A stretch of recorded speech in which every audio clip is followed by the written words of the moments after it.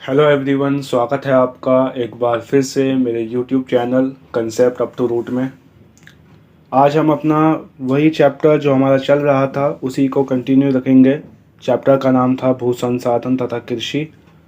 इस चैप्टर के कई सारे वीडियोस पहले आ चुके हैं, तो अगर आपने उन वीडियोस को नहीं देखा तो आप मेरे चैनल पे जाके जो है एक प्लेलिस्ट आपको देखने को मिल जाएगी उस इसी चैप्टर की, भू संसाधन तथा कृषि की। तो उस प्लेलिस्ट में आपको प्रीवियस सारी वीडियोस और आज की ये वीडियो आपको मिल जाएगी।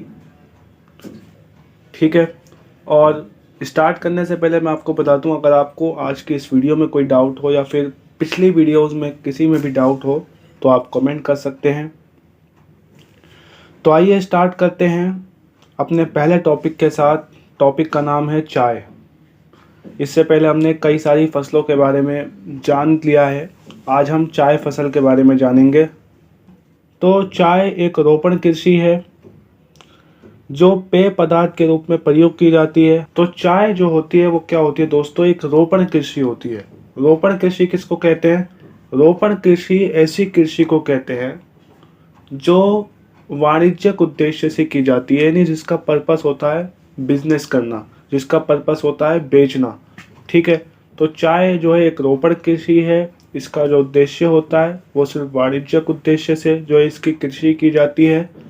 और रोपण कृषि में क्या होता है कि एक बड़े क्षेत्र में सिर्फ एक ही फसल की जो है एक तरीके से कृषि की जाती है। ठीक है, तो ये रोपण कृषि की विशेषता है। तो चाय जो है वो एक रोपण कृषि है क्योंकि इसको भी जो है बड़े क्षेत्र में बोया जाता है और वाणिज्यिक उद्देश्य से इसकी खेती की जाती है। ठीक है, और ये जो है पेय पदार्थ के रूप में प्रयोग की जाती है। हम सब जानते हैं, हम सब घरों में अपने चाय पीते हैं। ठीक है, तो चाय जो है बहुत ही प्रसिद्ध जो है चीज़ है हमारे भारत में। काली चाय की पत्तियां किण्वित होती हैं जबकि चाय की हरी पत्तियां अकिण्वित होती हैं। अब ये जो है ना, जो पत्तियां होती हैं, काली चाय होती है, काली चाय की जो पत्तियां होती हैं वो किण्वित होती हैं, यानी वो कड़वी होती हैं। जबकि जो चाय की हरी पत्तियां होती हैं वो अकिण्वित होती है, यानी वो कड़वी नहीं होती। ठीक है, चाय की पत्तियों में कैफीन तथा टेनिन की प्रचुरता पाई जाती है। चाय की जो पत्तियां होती हैं उनकी क्वालिटी, उनकी विशेषता क्या है कि इसमें जो है कैफीन और हमारा टेनिन, ये दो तरह के तत्व होते हैं, एलिमेंट्स। ये एलिमेंट्स बहुत ज़्यादा मात्रा में जो है चाय की पत्तियों में पाए जाते हैं। ठीक है, कैफीन जो होता है ये इतना पावरफुल होता है कि ये जो एक तरीके से एनर्जी बढ़ाने का एक तरीके से सोर्स है। तो चाय की पत्ती में कैफीन बहुत ज़्यादा होता है। अक्सर आपने सुना होगा जब किसी की एनर्जी बहुत लो होती है तो उसे जो है चाय पीने की सलाह दी जाती है ताकि उसकी थकान ख़त्म हो जाए। तो वो इसी वजह से की जाती है क्योंकि जो चाय की पत्तियाँ होती हैं इसके अंदर कैफीन जो है बहुत ज़्यादा मात्रा में इस्तेमाल किया जाता है। ठीक है, ये उत्तरी चीन की पहाड़ी क्षेत्रों की देशज फसल है, यानी कि बेसिकली जो हमारा चाइना है, ठीक है, चाइना के जो पहाड़ी इलाके हैं वहाँ पे जो है मुख्य रूप से इसकी खेती की जाती है। लेकिन हम यहाँ पे भारत की बात करें तो भारत में कहाँ कहाँ इसकी फसल जो है बोई जाती है उसकी अभी हम बात करेंगे। भारत में चाय की खेती 1840 में असम की ब्रह्मपुत्र घाटी में प्रारंभ हुई, जो आज भी देश का प्रमुख चाय उत्पादन क्षेत्र है। ठीक है, ये लाइन सिंपल सिंपल हमें ये बात बता रही है कि सबसे ज़्यादा जो चाय की खेती की जाती है वो कहाँ की जाती है? हमारे असम में। ठीक है, और वहीं पे इसकी जो शुरुआत भी की गई थी 1840 में, जब भारत अंग्रेज़ों का गुलाम था उस टाइम पर। 1840 में जो है जो असम की ब्रह्मपुत्र घाटी है वहाँ पे इसकी जो शुरुआत हुई। बाद में यानी 1840 में तो असम में इसकी जो है शुरुआत हुई, लेकिन बाद में क्या होता है, बाद में हमारा दार्जिलिंग, जलपाईगुड़ी, कुछ बिहार ज़िलों, इन ज़िलों में भी जो है इसकी खेती शुरू की गई। अगर दक्षिण में बात करें चाय की खेती कहाँ कहाँ पे की जाती है, तो पश्चिमी घाट के जो नीलगिरी और जो इलायची की पहाड़ियाँ हैं, ठीक है, वहाँ पे जो है इसकी खेती की जाती है। तो बेसिकली चाय के संबंध में आपको एक पॉइंट आपको ध्यान रखना है कि जो चाय की खेती होती है वो मुख्य रूप से कहाँ पर होती है? वो मुख्य रूप से पहाड़ी इलाकों में होती है। ठीक है, भारत चाय का अग्रणी उत्पादक देश है, यानी कि भारत में जो है चाय की सबसे ज़्यादा खेती की जाती है। विश्व का लगभग 21.8% चाय का उत्पादन भारत करता है। ठीक है। चाय निर्यातक देशों में भारत का चीन के पश्चात विश्व में दूसरा स्थान है, यानी कि चाइना सबसे ज़्यादा आगे है चाय का उत्पादन करने में, चाय का निर्यात करने में। ठीक है, चाय का निर्यात करने में चाइना सबसे ज़्यादा आगे है और दूसरे नंबर पे हमारा भारत आता है। ठीक है। असम के कुल शस्य क्षेत्र के 53% भाग पर चाय की कृषि की जाती है, यानी कि जो असम हमारा राज्य है, स्टेट है, वहाँ पे जितनी भी खेती की जाती है, जिन चीज़ों की खेती की जाती है, उसका 53% यानी जो है 53% इलाके पे जो है सिर्फ चाय की खेती की जाती है, यानी मुख्य रूप से असम में चाय की कृषि की जाती है। देश के कुल उत्पादन में आधे से अधिक भाग असम में पैदा होता है, तो बेसिकली ये तो क्लियर है कि सबसे ज़्यादा जो है असम में ही जो है चाय की खेती की जाती है।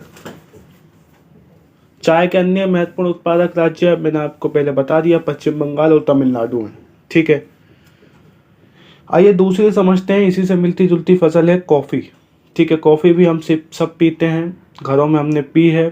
ठीक है, चाय भी पीते हैं, कॉफ़ी भी पीते हैं।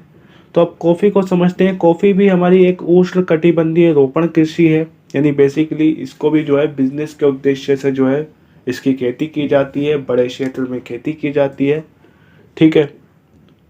और इसके जो बीज होते हैं, जो कॉफ़ी के बीज होते हैं, उनको भूनकर पीसा जाता है और एक पेय के रूप में प्रयोग किया जाता है। ठीक है। कॉफ़ी की 3 किस्में होती हैं। ठीक है, कॉफ़ी की कितनी किस्में होती हैं? 3 किस्में होती हैं। एक को बोला जाता है अरेबिका, एक को बोला जाता है रोबस्ता और एक को बोला जाता है लिबेरिका। तो 3 तरह की कॉफ़ी की किस्में होती हैं, तो तीनों किस्में हमारे पास है। भारत अधिकतर उत्तम किस्म की अरेबिका कॉफ़ी का उत्पादन करता है। ठीक है, भारत जो है अधिकतर कौन सी कॉफ़ी का उत्पादन करता है? अरेबिका। और ये जो अरेबिका कॉफ़ी है, इसको जो है उत्तम किस्म का माना जाता है, यानी हाई क्वालिटी वाली कॉफ़ी इसको माना जाता है और इसी का जो है भारत उत्पादन करता है। ठीक है, जिसकी अंतर्राष्ट्रीय बाजार में बहुत डिमांड है। ठीक है, परंतु भारत में विश्व का केवल 3.7% कॉफ़ी का उत्पादन होता है। ठीक है, ये भी आपको ध्यान रखना है कि भारत में मात्र 3.7% कॉफ़ी का ही उत्पादन होता है। Brazil, Vietnam, Colombia, Indonesia, Ethiopia तथा होंडुरास के बाद भारत विश्व में 7वां स्थान है, यानी कॉफ़ी उत्पादन में भारत जो है 7वें नंबर पर आता है। सबसे ज़्यादा ब्राज़ील में, ठीक है, उसके बाद वियतनाम, फिर कोलंबिया। ठीक है, इसी तरह जो है और भी हमारे देश हैं, वो जो है कॉफ़ी का उत्पादन सबसे ज़्यादा मात्रा में करते हैं। ठीक है, कर्नाटक, केरल और तमिलनाडु में पश्चिमी घाट की उच्च भूमि पर इसकी कृषि की जाती है। अगर हम दक्षिण भारत की अपने बात करें तो वहाँ पे जो है कर्नाटक है, केरल है और तमिलनाडु हमारा जो राज्य है, यहाँ पे क्या होता है कि पश्चिमी घाट आपने देख रखा है, पश्चिमी घाट की जो उच्च भूमि है वहाँ पे इसकी जो है खेती की जाती है। ठीक है, देश के समस्त कॉफ़ी उत्पादन का 2/3 से अधिक भाग अकेले कर्नाटक राज्य से आता है। ठीक है, तो इस लाइन से आप, आई होप आप समझ चुके हैं कि कॉफ़ी सबसे ज़्यादा भारत में कहाँ प्रोड्यूस की जाती है? कर्नाटक में। ठीक है, नाउ अब हमने जो है सारी फसलों के बारे में, जो भी हमारी महत्वपूर्ण फसलें थी भारत की, वो सारी फसलें हमने जो है अब पढ़ ली हैं। अब आता है हमारे पास अगला टॉपिक, भारत में कृषि विकास। ठीक है, अभी चैप्टर ये ख़त्म हुआ नहीं है। ठीक है, अभी भी बहुत सारे टॉपिक इस चैप्टर में बच रहे हैं, तो धीरे धीरे इस चैप्टर को हम ख़त्म करने पर चल रहे हैं। तो टॉपिक का नाम है भारत में कृषि विकास, यानी कि भारत में किस तरह कृषि का विकास हुआ है, पहले किस तरह कृषि की जाती थी, किन साधनों की मदद से की जाती थी और उसके बाद किन साधनों का इस्तेमाल किया गया। ठीक है, और कितनी बढ़ोतरी हुई, कितनी प्रोडक्टिविटी बढ़ी, ये सारी चीज़ें डिस्कस करेंगे अब हम।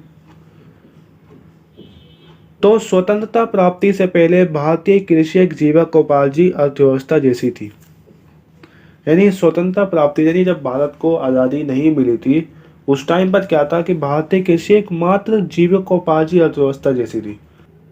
यानी कि कृषि जो है पहले क्या होता था कि सिर्फ इस उद्देश्य से की जाती थी, किस उद्देश्य से?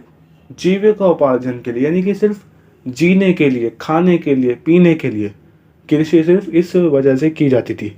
और ये सिर्फ भारत में ही नहीं बल्कि देश के बाहर भी अगर हम जाएंगे तो जहाँ जहाँ कृषि का विकास हुआ है उस वो इसी तरह हुआ है। पहले कृषि जो है सिर्फ अपने लिए की जाती थी, ठीक है, जीवन के लिए जो है एक तरीके से जीविकोपार्जन के लिए, खाने के लिए पीने के लिए सिर्फ की जाती थी कृषि, ठीक है। अब कुछ महत्वपूर्ण पॉइंट्स आ रहे हैं, तो उन पॉइंट्स को आप समझते चलना। देश विभाजन के दौरान लगभग 1/3 सिंचित भूमि पाकिस्तान में चली गई। देश विभाजन हमारा 1947 में हुआ और उस टाइम पे हमारी जो सिंचित भूमि थी वो जो है 1/3 सिंचित भूमि, जो यानी कि कम से कम 33.33% इलाका हमारा जो एक तरीके से कृषि उत्पादक था, सिंचित था, ठीक है, वो जो है हमारा पाकिस्तान में चला जाता है, ठीक है।